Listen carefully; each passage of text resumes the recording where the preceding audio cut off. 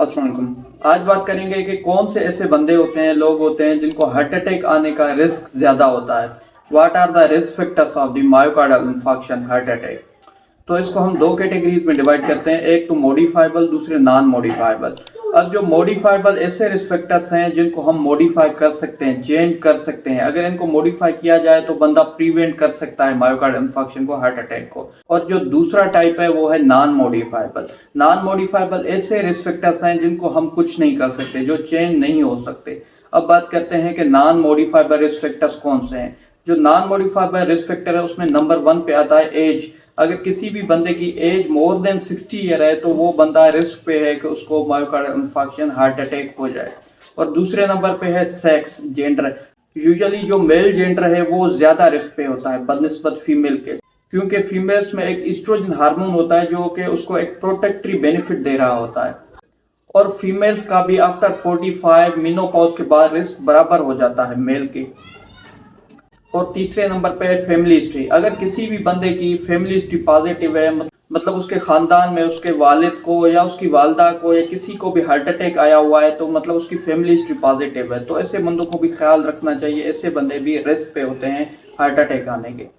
और चौथे नंबर पे है प्रीवियस मायोकार्डियल इन्फार्क्शन और स्ट्रोक। अगर किसी भी बंदे को पहले हार्ट अटैक आया हुआ है या पहले फालेज हो चुका है, तो ऐसे बंदे भी रिस्क पे होते हैं कि उनको कभी भी हार्ट अटैक हो जाए। तो इन बंदों को ख्याल रखना होता है अपनी डाइट का, एक्सरसाइज का। और अब आते हैं ऐसे रिस्क फैक्टर्स जिनको मॉडिफाई किया जा सकता है। अगर इन रिस्क फैक्टर्स को आप टाइमली मॉडिफाई कर रहे हैं, चेंज कर रहे हैं, इन पे कंट्रोल कर रहे हैं, तो आपको हार्ट अटैक आने का रिस्क कम हो जाता है। अब इसमें जो नंबर 1 पे है वो है हाइपरटेंशन, हाई ब्लड प्रेशर। अगर किसी भी बंदे का ब्लड प्रेशर कंटिन्यूसली रेज रह रहा है, बढ़ा हुआ रह रहा है, तो ऐसे बंदे रिस्क पे होते हैं कि उनको हार्ट अटैक हो जाए।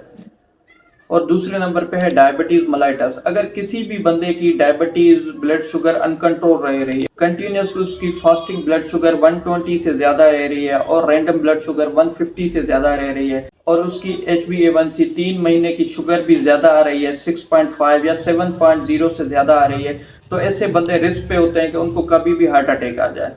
और तीसरे नंबर पे है सिगरेट स्मोकिंग। अगर कोई भी बंदा सिगरेट स्मोकिंग कर रहा है तो ऐसे बंदे भी रिस्क पे होते हैं, उनको चाहिए कि सिगरेट स्मोकिंग ना करें। और चौथे नंबर पे एथेरोस्क्लेरोसिस। अगर किसी भी बंदे का ब्लड कोलेस्ट्रॉल बढ़ा हुआ है, उसका LDL बढ़ा हुआ है, उसका ट्राइग्लिसराइड बढ़ा हुआ है, तो ऐसे बंदों को भी लाजमी है कि वो अपना ब्लड कोलेस्ट्रॉल को कंट्रोल करें। और पांचवें नंबर पे है अल्कोहल कंजप्शन। अगर कोई भी बंदा अल्कोहल लेता है तो ऐसे बंदे भी रिस्क पे होते हैं कि उनको हार्ट अटैक हो जाए। और छठे नंबर पे है सेडेंटरी लाइफस्टाइल। अगर किसी भी बंदे का लाइफस्टाइल ऐसा है कि वो चलता फिरता नहीं, सारा दिन एक ही जगह पे बैठा रहता है, तो ऐसे बंदे भी रिस्क पे होते हैं हार्ट अटैक आने के।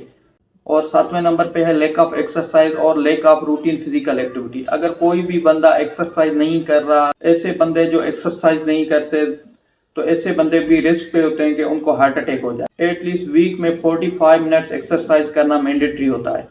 और लास्ट में है 8वें नंबर पे इमोशनल स्ट्रेस। अगर कोई भी बंदा ज़्यादा इमोशनल है, सेंसिटिव मिजाज का है और थोड़ी थोड़ी बातों पे वो परेशान रहता है, तो ऐसे बंदे भी रिस्क पे होते हैं। तो उस बंदे को चाहिए कि वो रिलैक्स रहे, अपने माइंड को रिलैक्स रखे, तो हार्ट अटैक आने का रिस्क कम हो जाता है। Thank you. अगर इस वीडियो से आपको कुछ नया जानने को मिला है तो हमारे YouTube चैनल सब्सक्राइब कर दें।